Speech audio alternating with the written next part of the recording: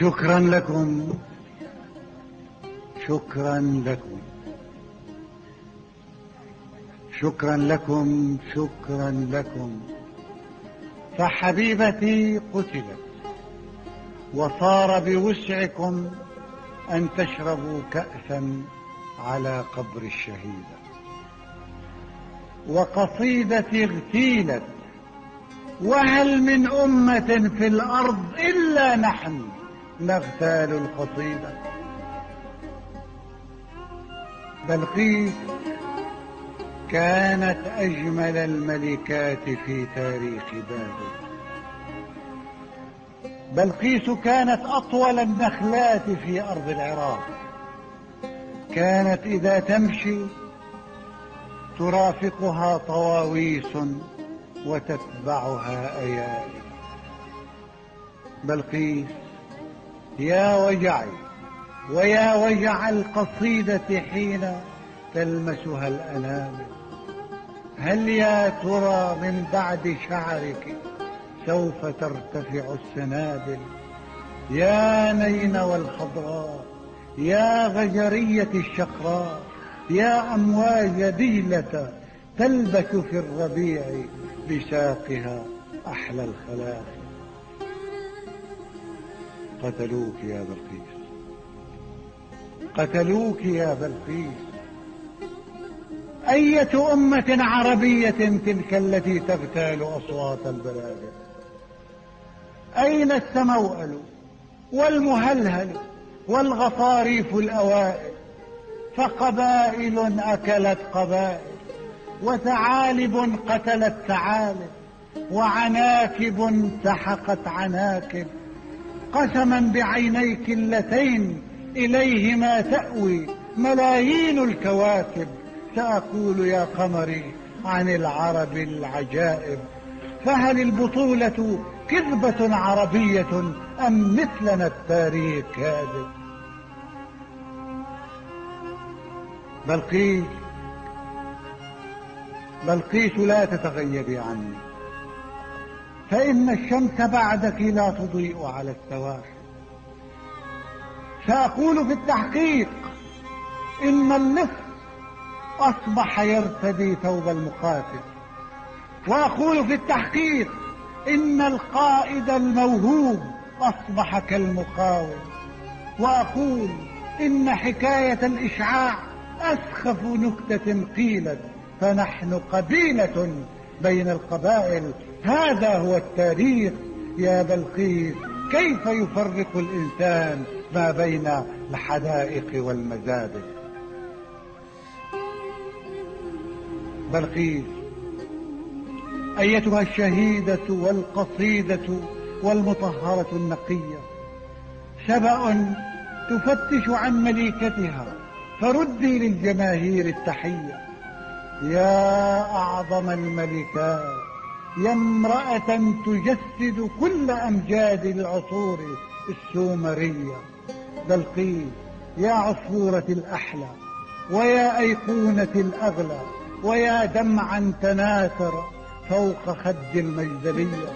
أترى ظلمتك إذ نقلتك ذات يوم من ضفاف الأعظمية؟ بيروت تقتل كل يوم واحدا منا، وتبحث كل يوم عن ضحية. والموت في فنجان قهوتنا، وفي مفتاح شقتنا، وفي أزهار شرطتنا، وفي ورق الجرائد والحروف الأبجدية. ها نحن يا بلقيس ندخل مرة أخرى لعصر الجاهلية. ها نحن ندخل في التوحش والتخلف والبشاعة والوضاعة. ندخل مرة أخرى عصور البربرية، حيث الكتابة رحلة بين الشظية والشظية، حيث اغتيال فراشة في حقلها صار القوية. هل تعرفون حبيبتي بلقيس؟ هل تعرفون حبيبتي بلقيس؟ فهي أهم ما كتبوه في كتب الغرام. كانت مزيجا رائعا بين القطيفة والرخام. كان البنفسج بين عينيها ينام ولا ينام. بلقيس يا عطرا بذاكرتي، ويا قبرا يسافر في الغمام، قتلوك يا بلقيس مثل أي غزالة من بعد ما قتلوا الكلاب. بلقيس ليست هذه مرثية، لكن على العرب السلام. بلقيس هذا موعد الشاي العراقي المعطر والمعتق كالسلاف. فمن الذي سيوزع الأقداح أيتها الزرافة؟ ومن الذي سيقبل الأولاد عند رجوعهم؟ ومن الذي نقل الفرات لبيتنا وورود دجلة والرصافة؟ بلقيس إن الحزن يثقبني، وبيروت التي قتلتك لا تدري جريمتها، وبيروت التي عشقتك تجهل أنها قتلت عشيقتها وأطفأت القمر. بلقيس يا بلقيس يا بلقيس، كل غمامة تبكي عليك، فمن ترى يبكي علي؟ بلقيس كيف رحلت صامتة ولم تضعي يديك على يدي؟ بلقيس كيف تركتنا في الريح نرجف مثل أوراق الشجر، وتركتنا نحن الثلاثة ضائعين كريشة تحت المطر؟ أتراك ما فكرت بي وأنا الذي يحتاج حبك مثل زينب أو عمر؟ بلقيس أيتها الأميرة، بلقيس أيتها الأميرة، ها أنت تحترقين في حرب العشيرة والعشيرة. ماذا سأكتب عن رحيل مليكة؟ إن الكلام فضيحة. ها نحن نبحث بين أكوام الضحايا عن نجمة سقطت وعن جسد تناثر كالمرايا. ها نحن نسأل يا حبيبة إن كان هذا القبر قبرك أنت أم قبر العروس؟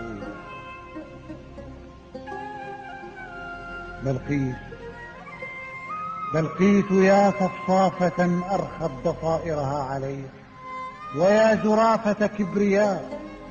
بلقيس إن قضاءنا العربي أن يغتالنا عرب، ويأكل لحمنا عرب، ويبخر بطننا عرب، ويفتح قبرنا عرب، فكيف نفر من هذا القضاء؟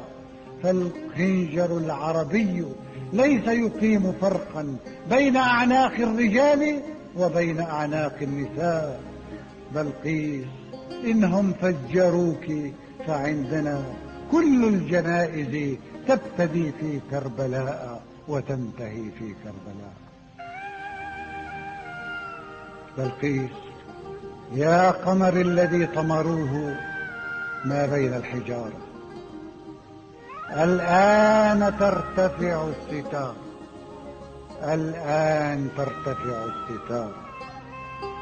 سأقول في التحقيق إني أعرف الأسماء والأشياء والسجناء والشهداء والفقراء والمستضعفين، وأقول إني أعرف السياف قاتل زوجتي ووجوه كل المخبرين، وأقول إن عفافنا عهر وتقوانا قذارة، وأقول إن نضالنا كذب، وأن لا فرق ما بين السياسة والدعارة.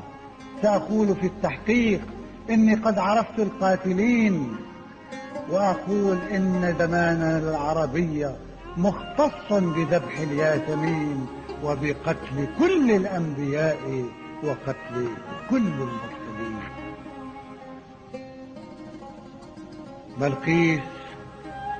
يا فرسي الجميلة إنني من كل تاريخي خجول.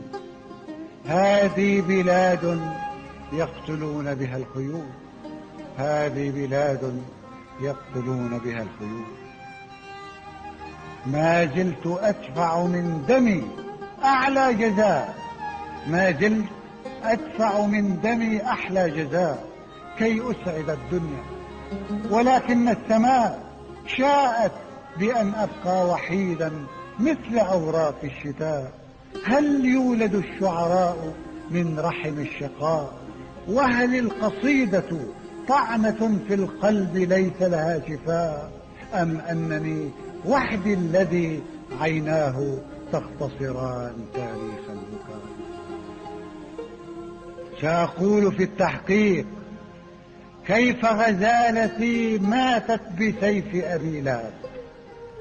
كل اللصوص من الخليج إلى المحيط يدمرون ويحرقون وينهبون ويرتشون ويعتدون على النساء كما يريد أبو لهب. كل الكلاب موظفون ويأكلون ويسكرون على حساب أبي لهب. لا قمحة في الأرض تنبت دون رأي أبي لهب. لا طفل يولد عندنا إلا وزارت أمه يوما فراش أبي لهب. لا سجن يفتح عندنا، لا سجن يفتح دون رأي أبي لهب. لا رأس يقطع دون أمر أبي لهب. سأقول في التحقيق كيف أميرة اغتصبت، وكيف تقاسموا فيروز عينيها وخاتم عرسها. وأقول كيف تخاطف الشعر الذي يجري كأنهار الذهب. سأقول في التحقيق كيف سطوا على آيات مصحفها الشريف وأضرموا فيه اللهب. سأقول كيف استنزفوا دمها وكيف استملكوا فمها، فلا تركوا به وردا ولا تركوا عنب. هل موت بلقيس هو النصر الوحيد بكل تاريخ العرب؟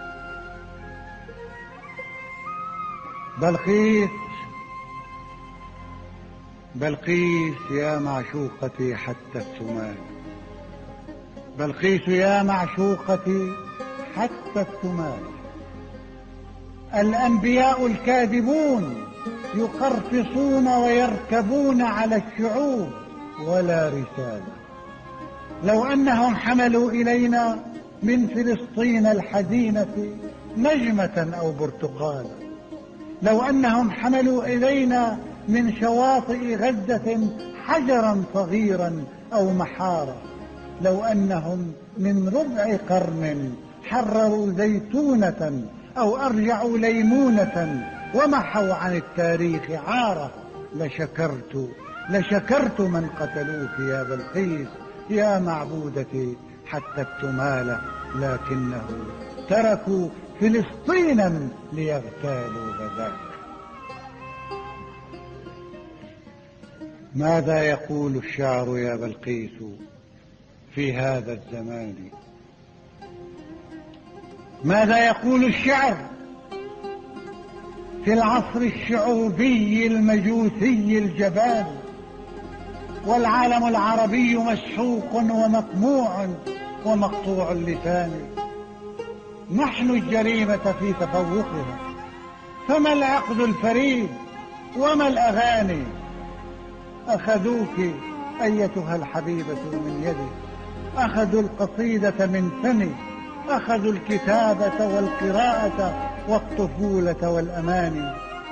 بلقيس يا بلقيس يا دمعا ينقط فوق أهداب الزمان، علمت من قتلوك أسرار الهوى، لكنهم قبل انتهاء الشوق قد قتلوا. بلقيس أسألك السماح، بلقيس أسألك السماح، فربما كانت حياتك فدية لحياتي. إني لأعرف جيدا أن الذين تورطوا في القتل كان مرادهم أن يقتلوا الكلمات. نامي بحفظ الله أيتها الجميلة، نامي بحفظ الله أيتها الجميلة، فالشعر بعدك مستحيل والأنوثة مستحيلة. ستظل أجيال من الأطفال تسأل عن ضفائرك الطويلة، وتظل أجيال من العشاق تقرأ عنك أيتها المعلمة الأصيلة. وسيعرف الأعراب يوما أنهم قتلوا رسولا.